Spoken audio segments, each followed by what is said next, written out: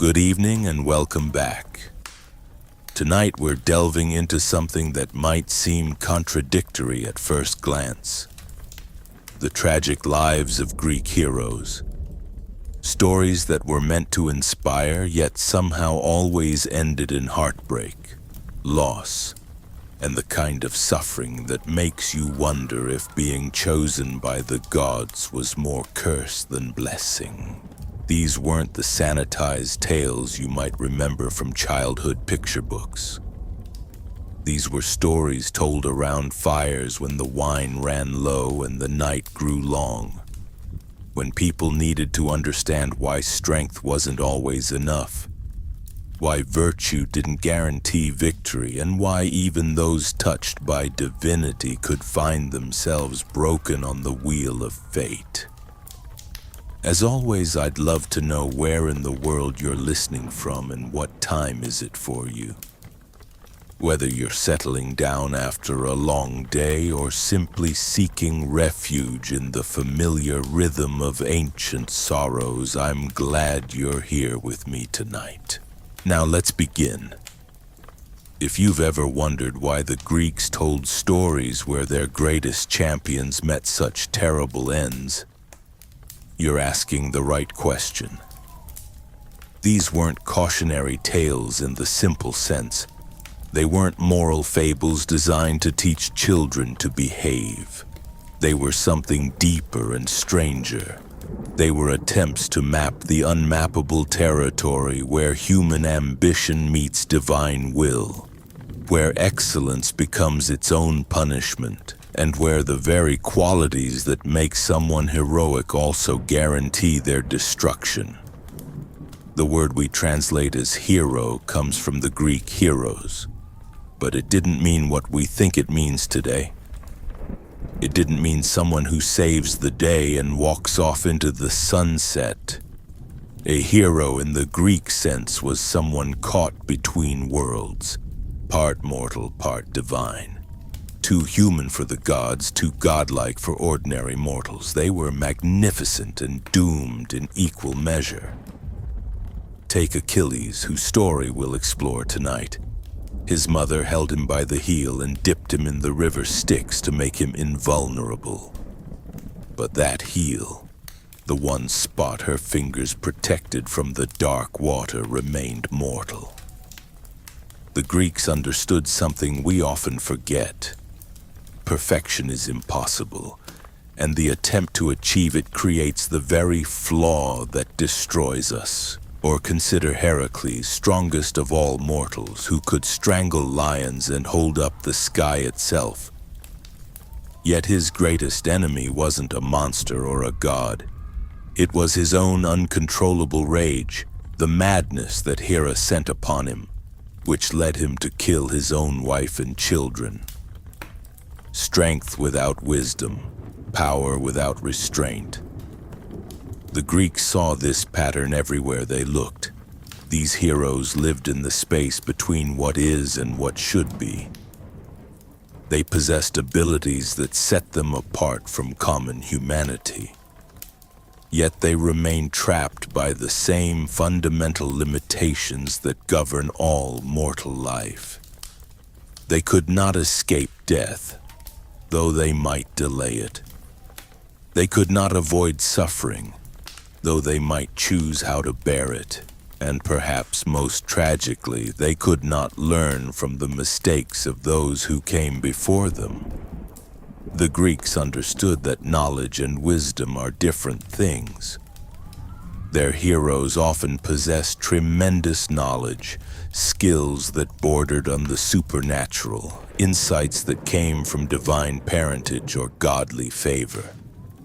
But wisdom, the ability to use that knowledge well, to understand its limits and consequences, that remained maddeningly elusive. This creates a particular kind of tragedy that the Greeks perfected. Not the tragedy of the innocent victim, but the tragedy of the magnificent failure. The hero who has everything needed to succeed except the one crucial element that would make success possible.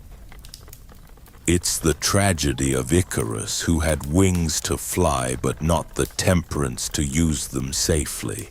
The tragedy of Cassandra, who could see the future but could never convince anyone to listen. Tonight we'll walk through several of these lives, these bright flames that burned so fiercely and so briefly. We'll see how their stories were structured, what patterns emerge when you look at them together, and why the Greeks kept telling them even when, or perhaps especially when, they knew how they would end. But first, we need to understand something about the world these heroes inhabited. It wasn't our world, with its clear distinctions between the natural and supernatural, between the possible and impossible. In the Greek mythic landscape, the boundaries were fluid. Gods walked among mortals. Mortals could ascend to godhood. Animals could speak, objects could think, and the dead could sometimes return to offer counsel or demand vengeance. This wasn't a world of reliable rules. It was a world where your parentage might include a god or a nymph, where your destiny could be written in prophecy before your birth, where your greatest strength and your fatal weakness might be the same thing. The heroes had to navigate this uncertain terrain with tools that were simultaneously too powerful and not powerful enough. They were given gifts that elevated them above ordinary humanity. Divine weapons that never missed their mark, strength that could move mountains, speed that could outrun the wind, beauty that could start wars. But these gifts came with prices that weren't always clear at the moment of receiving them. The gods, as we'll see, were not particularly interested in creating happy endings for mortals, even favored ones. This is why the stories feel so modern despite their ancient origins. We live in our own uncertain world, where our tools and abilities sometimes feel simultaneously too powerful and inadequate, where knowledge accumulates faster than wisdom, where strength in one area often creates vulnerability in another. The tragic hero embodies this condition. They stand at the intersection of power and powerlessness, knowledge and ignorance, divine favor and mortal limitation. Their stories don't offer easy answers or comfortable resolutions. Instead, they offer something more valuable and more difficult. They offer recognition. When we hear about Achilles choosing a short, glorious life over a long, quiet one, we recognize something about our own choices between security and meaning. When we see Heracles destroying what he loves most in a moment of divine madness, we recognize something about the ways our strengths can become our weaknesses. When we watch Cassandra speaking truths that no one will believe, we recognize something about the isolation that comes with seeing clearly. The Greeks didn't tell these stories to make themselves feel better. They told them to make themselves feel less alone. In a world where suffering seemed arbitrary and death seemed final, where the gods appeared more interested in entertainment than justice, these stories provided a framework for understanding why bad things happen to good people, why excellence could be punished, and why the best intentions could lead to the worst outcomes. But they also provided something else. They showed that even in a world governed by forces beyond human control, individual choices still mattered. The heroes might be doomed, but they chose how to meet their doom. They might suffer, but they chose how to bear their suffering. They might die, but they chose what to die for. This is the paradox at the heart of Greek heroic tragedy. The heroes are simultaneously victims of forces beyond their control and agents of their own destruction. They are both entirely responsible for their fates and entirely at the mercy of powers that care nothing for human wishes. This contradiction isn't a flaw in the storytelling. It's the point. Life, the Greeks seem to be saying, is like this. You are both free and constrained, both powerful and powerless, both the author of your story and a character in someone else's story. The heroic response isn't to deny this contradiction, but to live fully within it. To act with courage and honor even when, especially when, the outcome is uncertain. This brings us to our first hero and perhaps the most famous of all the tragic figures in Greek mythology. Achilles, the swift runner, the brilliant warrior, the man who was offered a choice between a long, peaceful life and a short, glorious one, and who chose glory knowing it would cost him everything he loved. His story begins before his birth, with a prophecy that would shape everything that followed. His mother, the sea nymph Theseus, learned that her son would surpass his father in greatness. This sounds like a blessing, but in the world of Greek myth, prophecies are rarely straightforward gifts. They are usually warnings disguised as promises, or promises that carry hidden costs. Theseus tried to change the prophecy's terms. She attempted to make her son immortal by dipping him in the waters of the Styx, the river that separates the world of the living from the realm of the dead. But even this desperate act of maternal love contained the seed of its own failure. The heel by which she held him remained dry, remained vulnerable, remained mortal. Here we see one of the fundamental patterns of Greek heroic tragedy. The attempt to escape fate often becomes the means by which fate is fulfilled. Theseus' effort to protect her son created the very weakness that would eventually destroy him. The heel that was meant to be his salvation became his downfall, but that's getting ahead of ourselves. The young Achilles grew up knowing he was different, knowing he was destined for greatness, and knowing that greatness would come at a price. He was trained by Chiron, the wisest of the centaurs, who taught him the arts of war, music, and healing. An interesting combination when you think about it. The ability to wound and the ability to heal, the power to destroy and the sensitivity to create beauty. This duality would define Achilles throughout his brief life. He was capable of tremendous tenderness and terrible rage, sometimes within moments of each other. He could compose songs that moved listeners to tears and then turn around and slaughter enemies with the efficiency that chilled the blood. He was, in every sense, larger than life, which meant he was also more vulnerable to life's contradictions. When the call came for warriors to sail to Troy, Achilles faced the choice that would define not just his own story, but our understanding of what it means to choose meaning over safety. His mother had hidden him away, disguised as a girl among the daughters of King Lycomedes, hoping to keep him from the war that would claim his life. But Odysseus, clever as always, saw through the deception. He came to the court with gifts for the young women, jewelry and fine cloth. But hidden among them he placed a sword and shield. When a trumpet sounded the call to battle, Achilles instinctively reached for the weapons, revealing himself.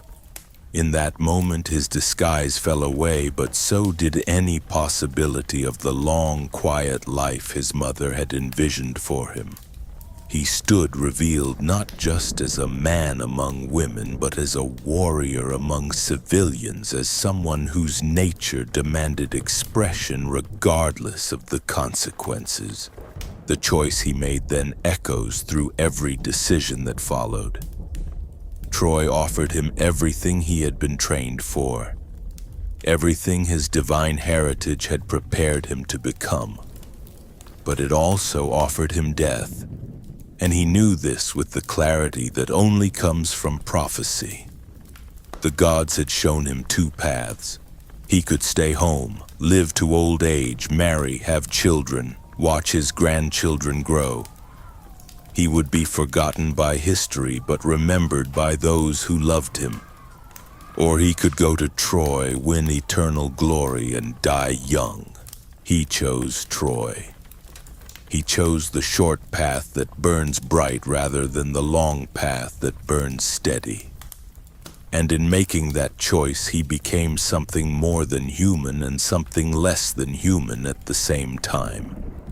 He became a hero in the Greek sense, someone who lives at the extremes of human experience, who touches both the heights of achievement and the depths of loss. The war at Troy lasted 10 years, and for most of that time Achilles was the terror of the battlefield. His very presence could turn the tide of battle. When he fought, the Trojans retreated behind their walls. When he rested, they emerged to push the Greeks back toward their ships. He was, in every sense, the fulcrum on which the war balanced. But the Greeks understood something about power that we sometimes forget. The greater your capabilities, the greater your potential for both creation and destruction. Achilles could save his comrades or doom them. Often strength protected the Greek army, but his through the same actions. His pride endangered it. His loyalty to his friends was absolute, but his anger could be just as destructive as enemy action. This became clear in the quarrel with Agamemnon, the Greek commander, over a captured Trojan priestess named Chryseis. When Apollo sent a plague to punish the Greeks for Agamemnon's refusal to return the girl to her father, the king was forced to give her up. But in compensation, he demanded Achilles' own prize, a woman named Briseis. To modern ears, this might sound like a dispute over property. But the Greeks understood it as something deeper. These weren't just women to be owned. They were symbols of honor, recognition of worth, proof of achievement in battle. When Agamemnon took Briseis, he wasn't just claiming a person. He was declaring that Achilles' contributions to the war effort were worth less than his own, despite the fact that everyone knew Achilles was by far the better warrior. Achilles faced another choice. He could submit to this insult, accept the judgment of a lesser man, and continue fighting for a cause that no longer honored his sacrifice. Or he could withdraw, refuse to participate in a war that had stopped respecting his value, and watch his comrades struggle without him. He chose withdrawal. He chose to honor his own worth even at the cost of his friends' lives. And this is where the story becomes truly tragic, because both choices available to him were wrong. To submit would have been to betray his own nature, to deny the divine heritage that made him who he was. But to withdraw was to abandon his responsibility to those who depended on him. This is the trap that Greek heroes find themselves in again and again. Not the choice between good and evil, which would be simple, but the choice between competing goods or between different kinds of honor that cannot be reconciled. Achilles could be true to himself or true to his friends, but he could not be true to both. The consequences unfolded with the inevitability of prophecy. Without Achilles, the Greeks began to lose ground. The Trojans, led by Hector, pushed them back to their ships, set fire to their vessels, threatened to destroy the entire expedition. Achilles watched from his tent, unmoved by pleas from his commanders, from his friends, even from offers of magnificent compensation from Agamemnon himself. But then Patroclus came to him. Patroclus, his closest friend, perhaps his lover, certainly the person he cared for most in the world. Patroclus asked for permission to enter the battle wearing Achilles' armor, to rally the Greeks by making them believe their greatest champion had returned to the fight. Achilles agreed, with conditions. Patroclus could drive the Trojans back from the ships, but he must not pursue them to the walls of Troy. He must not try to take the city. He must be content with a limited victory, must resist the temptation to win the war himself. It was a reasonable request, a careful compromise between Achilles' anger and his love for his friend. But Patroclus, wearing the armor of Achilles, feeling the power that came with being mistaken for the greatest warrior in the world, forgot caution. He drove the Trojans back and then kept going. He pressed the attack, pursued fleeing enemies, allowed himself to imagine that he could end the war in a single day. And there, beneath the walls of Troy, he met Hector. The fight was not even close. Patroclus, for all his courage and skill, was not Achilles. The armor could not make him something he was not. Hector killed him, stripped the divine armor from his body, and left him lying in the dust of a foreign land, far from the home he would never see again. When the news reached Achilles, something broke inside him that could never be repaired. The anger he had felt toward Agamemnon was nothing compared to the rage that consumed him now. But this wasn't just anger at Hector, though Hector had struck the killing blow. It was anger at himself, at his own choices, at the pride that had led him to send his dearest friend to die in his place. The Greeks understood that the worst kind of suffering isn't what others do to you, but what you do to yourself through your own decisions. Achilles had tried to maintain his honor by withdrawing from battle, but in doing so, he had created the circumstances that led to Patroclus's death.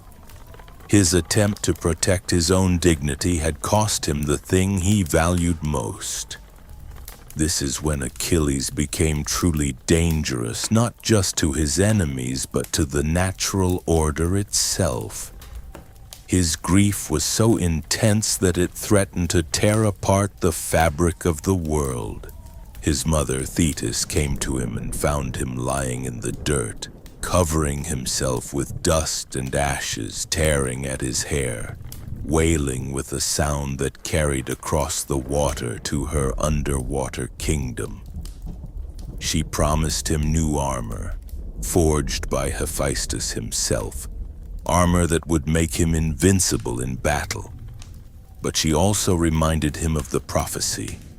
If he returned to the war, if he killed Hector to avenge Patroclus, his own death would follow soon after. He would have his revenge, but he would not live to enjoy it. Achilles' response revealed the transformation that grief had worked in him. He no longer cared about living to old age. He no longer cared about the glory that victory would bring. He cared only about making Hector pay for what he had taken. The choice between a long life and a short, glorious one had become meaningless. Now he was choosing between a life with Patroclus avenged and a life where that wrong remained unpunished. When the new armor arrived, forged by the god of fire himself, it was a work of art that captured the entire world on its surface. The shield showed cities at peace and cities at war, farmers harvesting grain and soldiers fighting in the dust. Wedding celebrations and funeral processions, the full spectrum of human experience rendered in imperishable metal. But Achilles barely looked at these wonders. He strapped on the armor, took up his weapons, and returned to battle with a fury that made his previous fighting seem gentle by comparison. He cut through the Trojan ranks like fire through dry grass. He chased fleeing enemies into the river and turned the water red with blood. He showed no mercy, accepted no surrender, gave no quarter to anyone who stood in his way. The river itself rose up to stop him, offended by the pollution of so much death. But Achilles fought the river too, wading through currents that tried to drown him, striking at waters that boiled around his legs. He had become something beyond human, a force of nature driven by grief and rage in equal measure. When he finally reached Hector, the confrontation was not between equals. Achilles had transcended the boundaries of mortal combat. He was no longer fighting as a man fights, but as wrath itself given form. Hector, brave as he was, skilled as he was, noble as he was, stood no chance against this transformed being who had sacrificed everything human in himself for the sake of vengeance. The duel was swift and brutal. Achilles' spear found the one gap in Hector's armor, the space at the throat where the bronze plates didn't quite meet. As Hector fell, dying, he made a final plea. He asked Achilles to return his body to his father, King Priam, for proper burial. He offered ransom, promised honor, begged for the basic dignity that even enemies traditionally showed one another. Achilles' response revealed how far he had fallen from heroism into something darker. He refused. More than refused, he threatened to feed Hector's corpse to the dogs and birds. Then he tied the body to his chariot and dragged it around the walls of Troy, around the tomb of Patroclus, day after day, as if repetition could somehow bring his friend back or ease the pain that consumed him. But the gods, who had watched this war with the detached interest of spectators at a game, finally intervened. Apollo protected Hector's body from corruption, preserving it despite Achilles' abuse. And Zeus, disturbed by this violation of the natural order, sent a message through Theseus. Achilles must accept ransom for the body. He must remember that he is still, despite everything, bound by the laws that govern civilized behavior. What happened next became one of the most powerful scenes in all of Greek literature. Priam, the old king of Troy, came to Achilles' tent in the middle of the night. He came alone, defenseless, carrying ransom for his son's body. He came to the man who had killed not just Hector, but dozens of his other sons who had brought more grief to Troy than any other single warrior. And there, in that tent, something extraordinary occurred. Priam knelt before Achilles and did something that broke through the younger man's rage. He kissed the hands that had killed his son. He spoke not as a king to a warrior, but as a father to another son, reminding Achilles of his own father, Peleus, who waited at home for a son who would never return. In that moment, Achilles saw himself clearly for the first time since Patroclus died. He saw what his grief had made him, how his pain had transformed him into something that violated everything he had been taught about honor, about the proper way to treat the dead, about the bonds that connect all mortals regardless of which side they fight for. He wept then for Patroclus, for Hector, for Priam, for himself. He wept for the waste of it all, for the way war takes the best of men and destroys them. for the brevity of mortal life and the persistence of mortal pain. And in weeping, he became human again, if only for a moment. He agreed to return Hector's body. More than that, he granted a truce so that Troy could hold proper funeral rites. He even shared a meal with Priam, these two men who had every reason to hate each other. Finding common ground in their shared experience of loss. But this moment of grace, this recognition of shared humanity, could not undo what had already been set in motion. Achilles had made his choice long ago when he decided to come to Troy. Every decision since then had been a variation on that original theme. He had chosen the short path, the bright flame, the glory that comes with death. Paris, Hector's brother, guided by Apollo, shot an arrow that found the one vulnerable spot on Achilles' body. The heel that Theseus had protected from the waters of the Styx became the entry point for his death. He fell not in glorious single combat, but from a wound that seemed almost accidental, almost trivial compared to the battles he had survived. Yet there was something fitting about this end. The Greeks understood that our greatest strengths and our fatal weaknesses are often the same thing. Achilles' heel was vulnerable precisely because his mother had tried to make the rest of him invulnerable. The attempt to escape mortality had created the very flaw that mortality would exploit. His death sent armies. The Greeks mourned not shockwaves through both just a great warrior but the embodiment of their hopes for victory.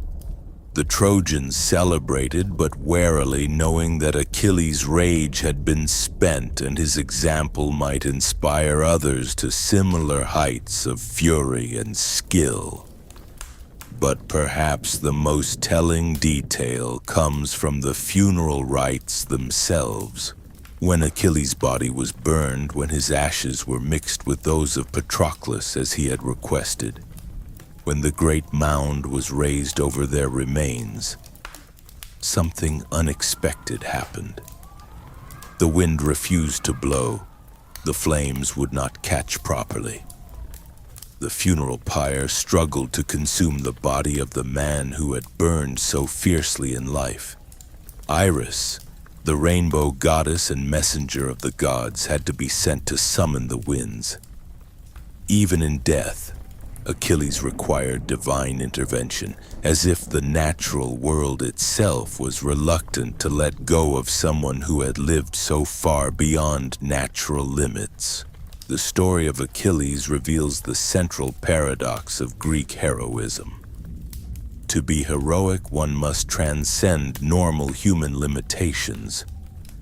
But to transcend those limitations is to lose something essentially human.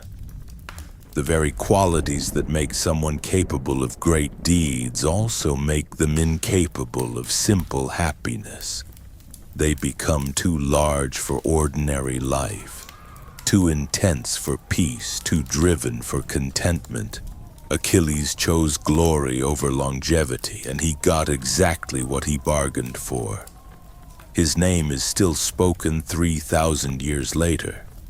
His story still has the power to move us, to make us think about our own choices between security and meaning, between the long path and the bright one. But he paid for that immortality with everything else.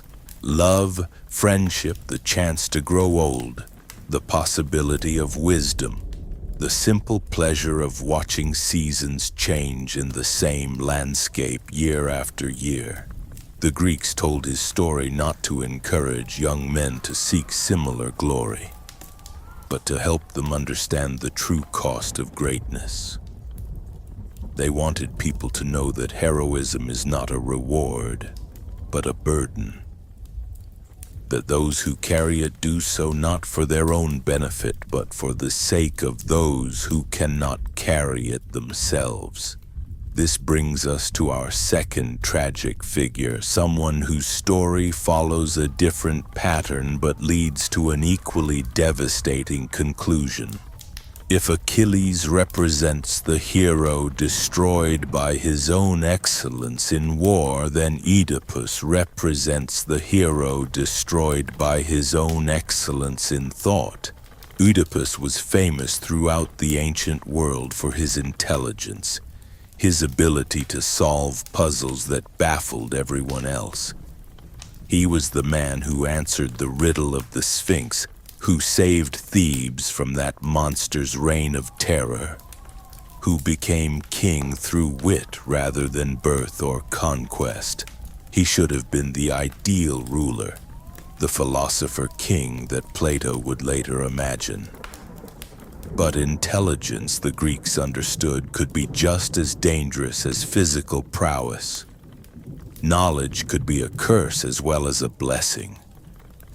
The ability to see clearly could become the ability to see too much, to uncover truths that should remain hidden, to ask questions whose answers destroy the questioner.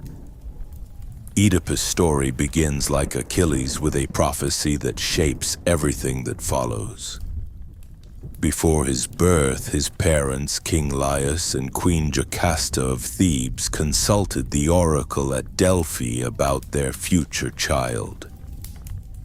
The prophecy they received was unambiguous and horrifying. Their son would kill his father and marry his mother.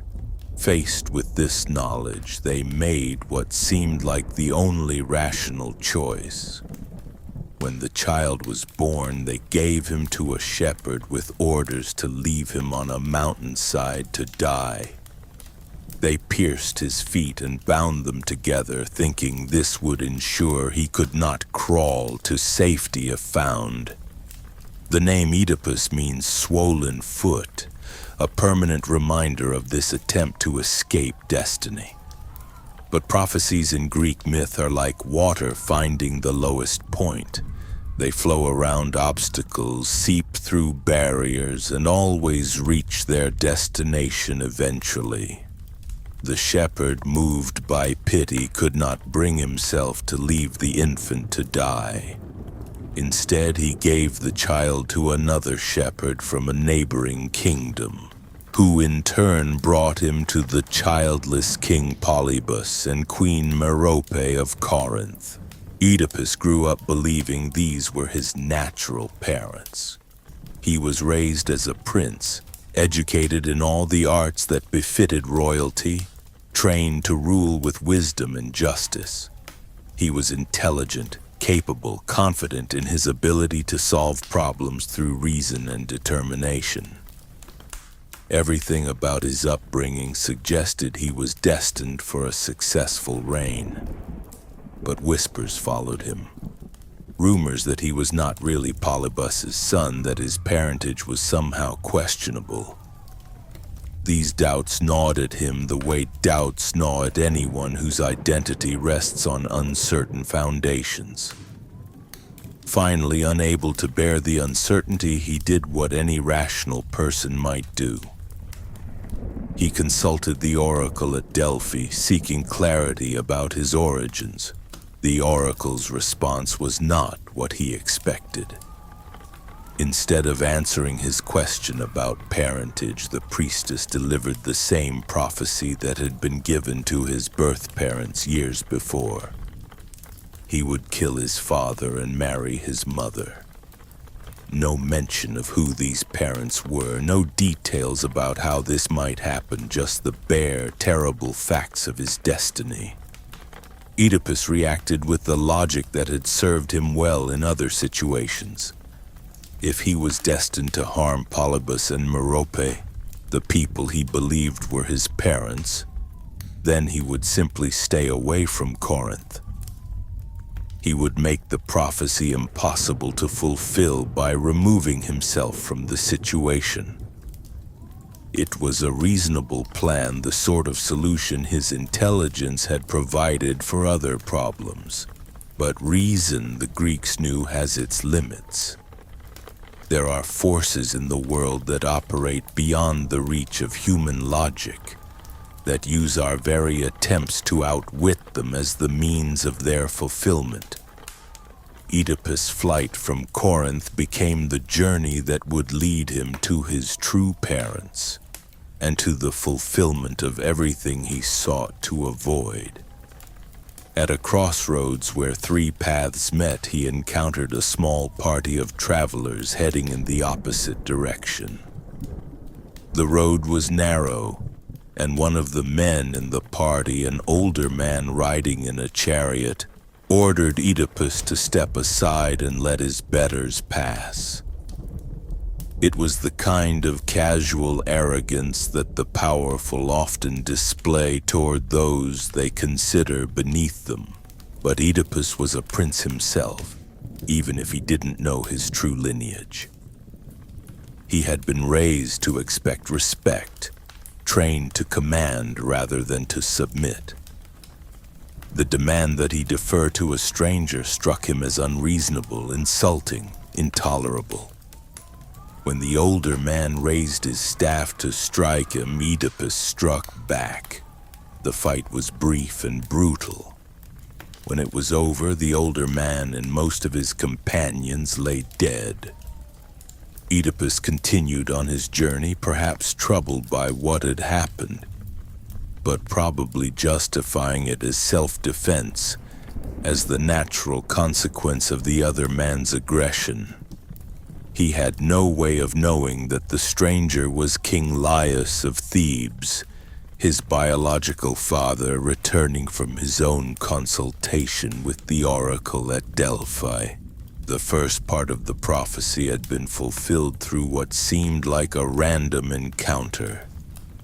A moment of road rage that could have happened to anyone. But that's precisely the point the Greeks were making about fate. It doesn't announce itself with thunder and lightning. It arrives disguised as ordinary life, as the kind of everyday conflict that people face all the time. Oedipus continued to Thebes, where he found the city in the grip of terror. The Sphinx, a creature with a woman's head, a lion's body, and eagle's wings, had taken residence outside the city walls. She posed a riddle to every traveler who tried to enter. Those who answered incorrectly were devoured. Those who were too frightened to attempt an answer were also devoured. The city was effectively under siege by a monster who demanded intelligence rather than tribute. The riddle was famous throughout the ancient world. What walks on 4 legs in the morning, 2 legs at noon, and 3 legs in the evening? Most people who heard it were paralyzed by its apparent impossibility. How could any creature change its number of legs as the day progressed? What kind of being could exist in such a form? But Oedipus, with the clarity of thought that would prove both his greatest asset and his ultimate destruction, saw through the metaphor immediately. The answer was simple once you understood that the Sphinx was talking about the stages of human life. A baby crawls on hands and knees, an adult walks upright on 2 legs, and an elderly person uses a walking stick as a 3rd leg. Man, he answered, and the Sphinx, bound by the ancient rules that govern such creatures, threw herself from the cliff where she had made her lair. The city was saved, and the grateful Thebans made Oedipus their king. As an additional honor, they offered him the hand of their recently widowed queen Jocasta. Here was the second part of the prophecy fulfilling itself. Oedipus married his mother without either of them recognizing the relationship. They had been separated when he was an infant, and 20 years had changed him from a helpless baby to a grown man. Jocasta had believed her son was dead, killed on a mountainside as she and Laius had ordered. The possibility that this intelligent, capable stranger might be that same child never occurred to her. For years, they ruled Thebes together successfully.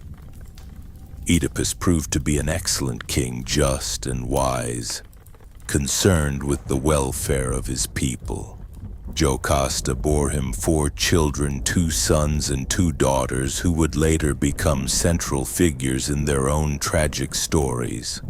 To all outward appearances, theirs was an ideal marriage and an exemplary reign. But the gods, it seems, were not finished with them yet. A plague descended on Thebes, killing crops and cattle, making women barren, filling the cemeteries with the dead. The people turned to their king, the man who had saved them from the Sphinx, begging him to find a solution to this new crisis. Oedipus responded as he always did, with intelligence and determination.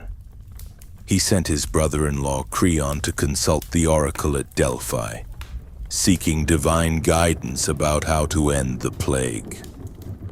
The answer that came back was typically cryptic, but ultimately clear. The plague would continue until the murderer of the previous king, Laius, was found and punished. This seemed like a manageable problem, a murder investigation. The sort of puzzle that Oedipus's analytical mind was perfectly suited to solve. He announced publicly that he would find the killer, no matter who they were or how long it took. He called down curses on the murderer, promising exile and suffering for anyone who had harmed the former king.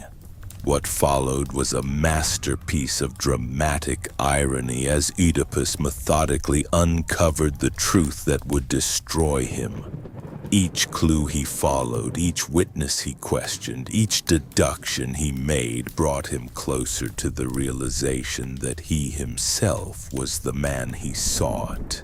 The intelligence that had made him a great king became the instrument of his downfall. The blind prophet Theseus, when consulted, tried to warn him away from this investigation. "Sometimes it is better not to know," the old man said. But Oedipus, convinced that knowledge was always preferable to ignorance, that truth was always better than comfortable lies, pressed forward. He discovered that Laius had been killed at a crossroads by a young man traveling alone. He learned that this had happened around the time of his own arrival in Thebes. Slowly, terrifyingly, the pieces began to fit together. The stranger he had killed in what seemed like self-defense had been the king he now served, the man whose widow he had married, the father he had never known. But even then, he might have stopped, might have chosen willful ignorance over devastating knowledge. The shepherd who had been ordered to expose him as an infant was still alive. Oedipus could have left him alone, could have chosen to live with uncertainty rather than face the complete truth. But his nature wouldn't allow it. He had to know everything, had to solve the puzzle completely, even when that knowledge would destroy everything he had built his life upon. The shepherd, under pressure, revealed the truth. The infant he had been ordered to kill was indeed Oedipus. The king and queen he served were his biological parents. The children he had fathered were also his siblings. Everything he thought he knew about himself, everything he had based his identity upon, was a lie built on a foundation of unknowing incest and patricide. Jocasta, realizing the truth, begged him to stop asking questions, to let the mystery remain unsolved. When he refused, when his relentless pursuit of knowledge finally revealed the full horror of their situation, she fled to their bedroom and hanged herself. She could not live with the knowledge of what their marriage had been, what their children represented. Oedipus found her body, and in a moment of grief and self-punishment that has echoed through literature for thousands of years, took the golden brooches from her dress and drove them into his own eyes. The man who had seen too clearly, who had solved every riddle, who had prided himself on his ability to perceive truth where others saw only confusion, chose blindness as his final act of sight. But even this wasn't the end. Blind, broken, revealed as the source of the plague that had tormented his city, Oedipus still had to face the consequences of the curse he had called down on Laius's murderer. He had promised exile and suffering for that person, never imagining he was condemning himself. His own sons, Eteocles and Polynices, showed him no mercy. They were eager to claim the throne, to distance themselves from the scandal of their father's identity. They allowed him to be driven from the city, accompanied only by his daughter Antigone, who remained loyal despite everything that had been revealed. The man who had entered Thebes in triumph, who had saved the city from the Sphinx, who had ruled wisely and justly for years, left as a blind beggar dependent on his daughter's guidance, carrying with him the knowledge that his greatest achievement, his solution to the Sphinx's riddle, had been ironically prophetic. He had answered that the creature that changes throughout life was man, never realizing how completely he himself would be transformed by the passage of time and the revelation of truth. The story of Oedipus reveals something that the Greeks understood about intelligence that we sometimes forget. Knowledge is not neutral. The ability to see clearly, to solve problems, to uncover hidden truths, these gifts come with a terrible responsibility. Because once you possess certain knowledge, you cannot unknow it. Once you have seen certain truths, you cannot unsee them. Oedipus spent his final years wandering the roads of Greece, led by Antigone, rejected by most communities who feared the pollution of his presence. The man who had once been celebrated as the savior of Thebes became a living reminder that some puzzles are better left unsolved, that some questions lead to answers no one wants to hear. Yet even in his blindness and exile, there was something magnificent about his refusal to accept comfortable lies.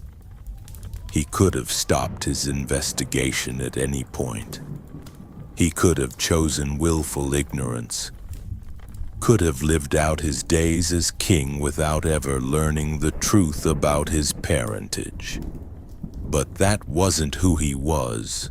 His nature demanded truth, even when that truth would destroy him. This brings us to a different kind of tragic hero, one whose story shows us yet another way that excellence can become a curse.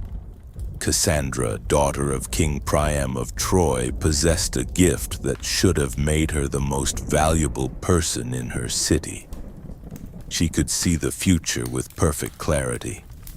She knew what was coming, could warn people about disasters before they struck, could guide her city away from danger and toward prosperity. But the gods, as we've seen, rarely give gifts without exacting a price. Cassandra's prophetic abilities came with a curse that made them useless. She could see the truth, but no one would believe her words. She could speak prophecies with perfect accuracy, but her warnings would always fall on deaf ears. The curse had its origin in a rejected divine romance.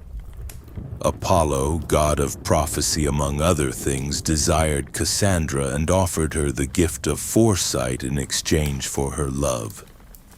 She accepted the gift, but then refused to fulfill her part of the bargain. A god scorned is a dangerous thing, and Apollo's revenge was elegant in its cruelty. He could not take back the prophetic gift, but he could ensure it would bring her only suffering. Imagine what it would be like to live with such knowledge. To see disaster approaching your city and be dismissed as a madwoman when you try to warn people. To watch your family make decisions that you know will lead to their destruction, and to have your counsel ignored or mocked. To be right about everything and believed about nothing. During the 10-year siege of Troy, Cassandra saw it all. She knew how the war would end, knew about the wooden horse, knew that the city would fall and burn. She saw her father's death, her mother's enslavement, her brother's funeral. She witnessed the future as clearly as others saw the present, but her knowledge was useless because knowledge without credibility has no power to change anything. When the Greeks finally built their wooden horse, filled it with warriors, and left it outside the gates of Troy as an apparent offering to the gods, Cassandra knew immediately what it really was. She ran through the streets warning people, begging them not to bring the horse inside the walls. She could see the soldiers hidden in its belly, could envision the flames that would consume the city that very night. But the Trojans, exhausted by 10 years of war, desperate to believe that their enemies had finally given up and departed, chose to see the horse as a sign of victory. They brought it inside with celebration and joy, even as Cassandra wept and tore her hair and cried out warnings that no one heeded.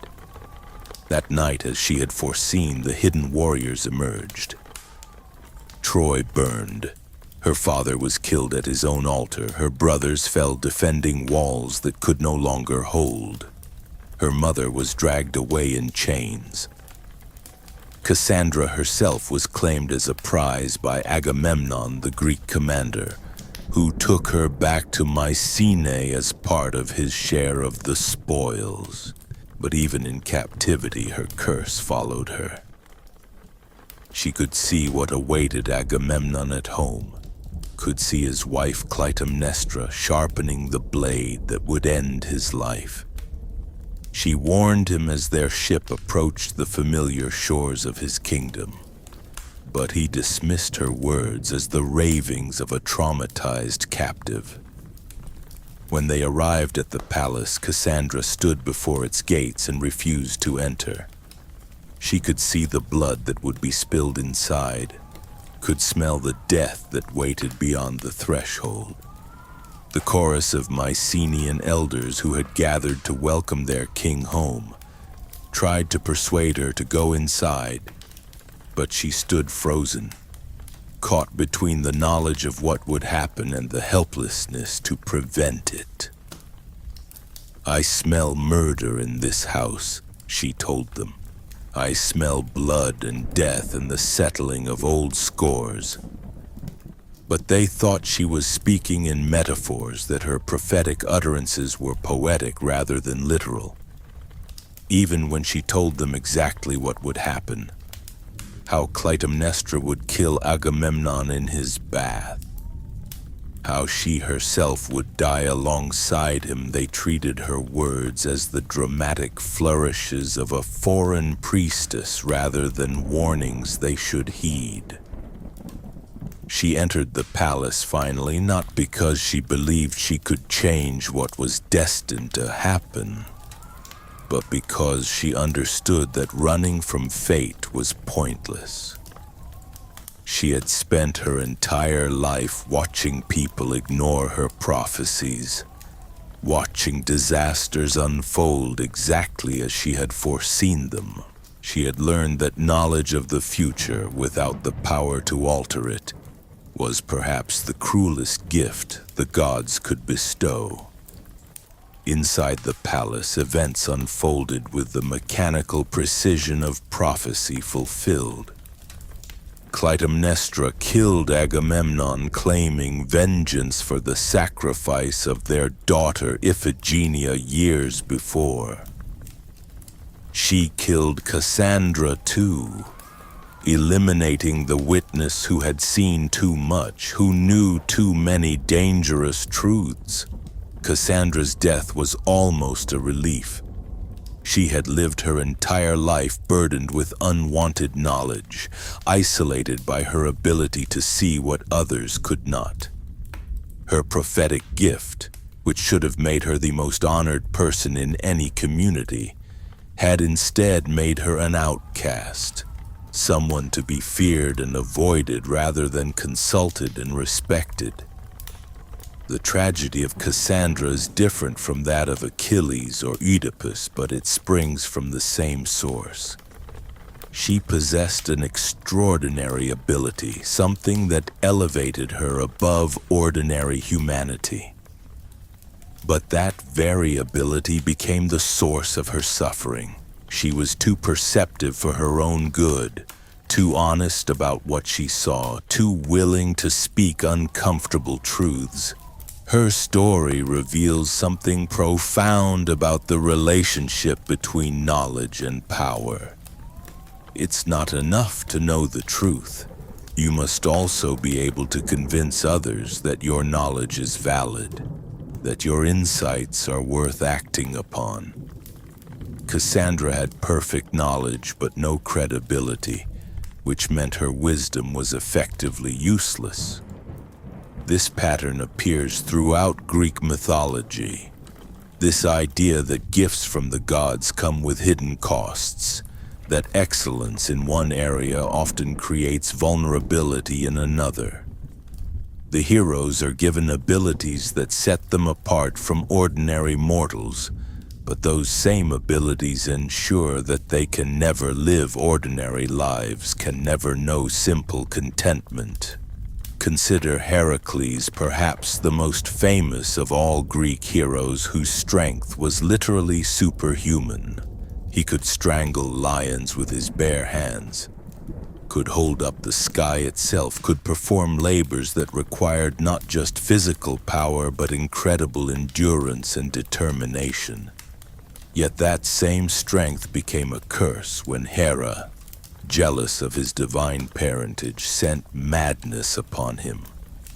In his fit of divinely inspired insanity, Heracles killed his own wife Megara and their 3 children, mistaking them for enemies in his deluded state. When the madness lifted and he realized what he had done, his strength became meaningless. All his power could not bring back the innocent lives he had taken, could not undo the horror he had committed with his own hands. The oracle at Delphi told him that he could atone for this crime by serving King Eurystheus of Tiryns for 12 years, performing whatever labors the king demanded. This was the origin of the famous 12 labors of Heracles, tasks so difficult that they seemed impossible even for someone of his abilities. And so we see the pattern that runs through all these lives like a dark thread. Achilles with his impossible choice between meaning and safety. Oedipus with his relentless pursuit of truth that destroyed everything he held dear. Cassandra with her perfect sight that no one would trust. Heracles with his strength that became the instrument of his greatest crime. These weren't stories the Greeks told to comfort themselves. They were stories that acknowledged the fundamental unfairness of existence, the way excellence can become its own punishment, the way the very qualities that make us capable of greatness also ensure we cannot rest in simple happiness. Perhaps that's why these ancient tales still speak to us across the centuries. In our own age of impossible choices and unintended consequences, we recognize something of ourselves in these figures caught between what they can do and what they should do. between the gifts they've been given and the prices those gifts demand. The Greeks understood that heroism isn't about winning. It's about how you bear the weight of your own abilities, how you choose to meet the contradictions that define human existence, how you face the knowledge that your greatest strengths and your fatal weaknesses might be the very same thing. Sweet dreams, and remember that even in the darkest stories, there's something to be learned about the courage it takes simply to keep going. To keep choosing meaning over comfort, truth over peace, even when you know how the story ends.